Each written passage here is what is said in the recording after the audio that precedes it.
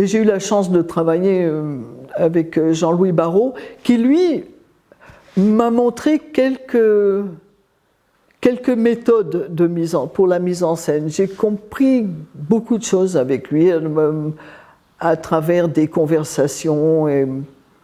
Parce que c'était un homme qui était lui-même fasciné par tout ce qui était théâtre physique. Depuis Les Enfants du Paradis qu'il avait lancé finalement, il ne cachait pas son amour pour tout ce qui était clown, mime et spectacle de rue. Il aimait beaucoup les gens qui se produisaient dans la rue. Donc avec moi ça avait bien collé. Et dans son spectacle, il m'avait donné carte blanche. C'était un des derniers spectacles qu'il avait mis en scène d'ailleurs. Tu penses bien que je l'ai questionné, je lui ai tiré les vers du nez et je l'ai aussi beaucoup observé et je voyais que c'était un homme qui finalement ne dirigeait pas l'acteur, mais il le mettait dans une situation où il était optimisé. Mais c'était à l'acteur de fournir, c'était au comédien de fournir. Lui ne disait rien.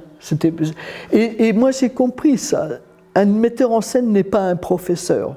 Quand tu as des comédiens devant toi, tu ne dois pas leur dire ce qu'il faut faire. C'est eux qui doivent fournir et c'est toi qui dois leur donner la possibilité de fournir leur maximum, le meilleur d'eux-mêmes. Et ça, tu peux l'appliquer dans la rue, dans le cirque, dans le théâtre.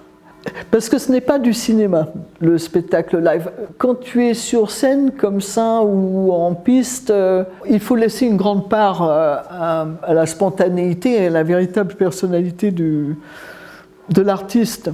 Mais j'en dirai pas plus, parce que c'est quand même des choses que j'ai envie de garder pour moi. Tu sais quoi, je vais aller chercher mon perroquet.